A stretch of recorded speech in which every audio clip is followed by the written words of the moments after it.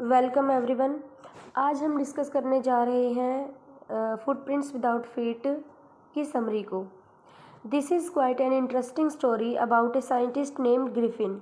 यह ग्रिफिन नाम के एक साइंटिस्ट की एक इंटरेस्टिंग स्टोरी है।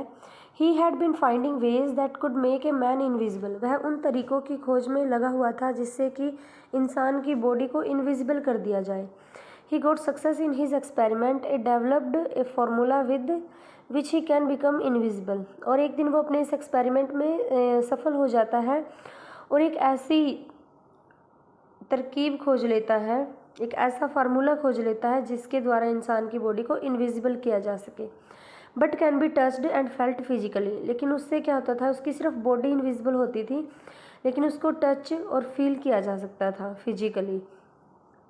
तो Griffin gulped the drug and became invisible. और उस दवाई को जो उसने बनाई थी उसको फिर उसने इनहेल कर लिया, मतलब ले लिया, उस दवाई को खा लिया और उसकी बॉडी जो है वो इनविजिबल हो गई।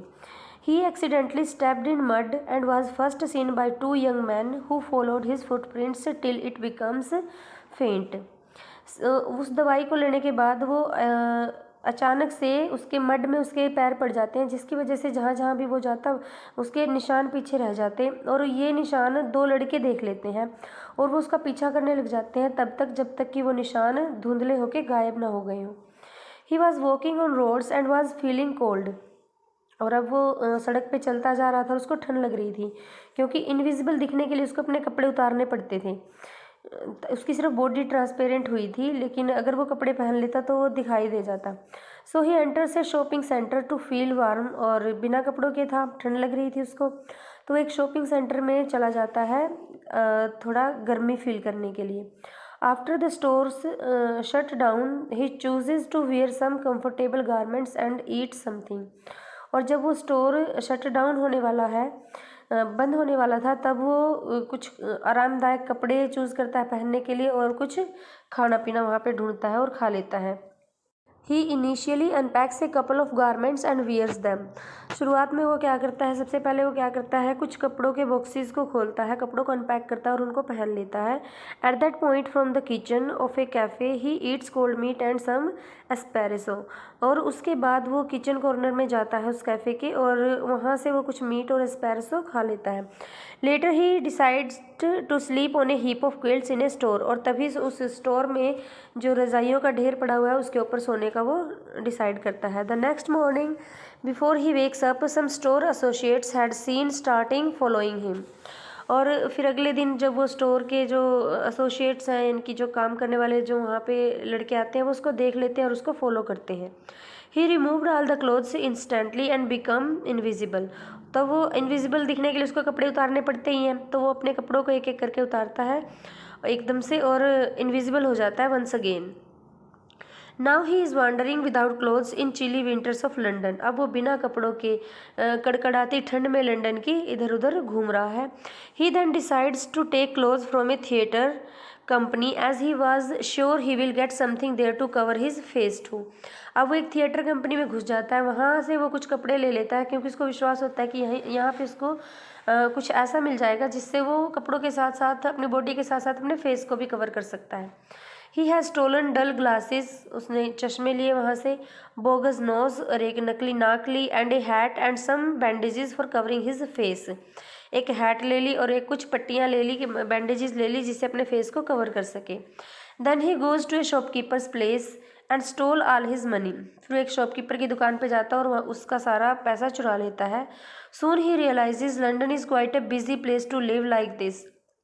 और फिर उसको रियलाइज़ होता है लंदन एक बिजी प्लेस है यहाँ पे रहने के लिए। So he thought of moving to the Iping village. और उसने सोचा कि क्यों ना आइपिंग विलेज जाया जाए, वहाँ जाके रहा जाए।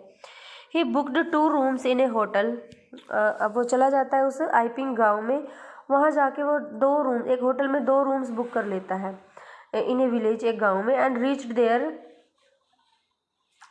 और वहाँ पे पहुँच जाता है उस होटल में।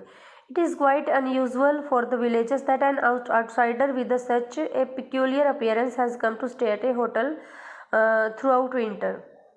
अब वहाँ के लोग देखकर हैरान रह जाते हैं कि एक अजीब सा दिखने वाला जो स्ट्रेंजर है, एक व्यक्ति, बाहर का कोई व्यक्ति है जो यहाँ पे रहने के लिए आया है, पूरी विंटर्स के लिए वो यहाँ पे रहेगा।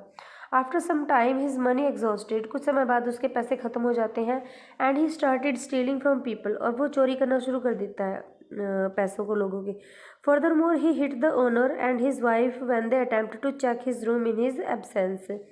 और सबसे पहले वो उस जिस होटल में वो रह रहा है वहाँ के मालिक और मालकिन को हिट करता है जब वो उसके रूम की तलाशी लेने के लिए आते हैं, क्योंकि उस सबको वो अजीब सा लग रहा है कि उसका फेस हमेशा कवर्ड रहता है पट्टियों से और ये वो, तो चेक करते हैं उसके कमरे को, तो वो उनको चोट पहुंचाता है। As they can not see anyone the owners thought that there were spirits in the inn and that unusual guest is responsible for it. अब वो जब उनको मार रहा होता है तो उसकी बॉडी इनविजिबल है उस टाइम, तो वो ये सोच लेते हैं कि वहाँ पे आत्माएं रहती हैं उस उनके होटल में, और ये सब कुछ उस अनयूजुअल गेस्ट के कारण हो रहा है।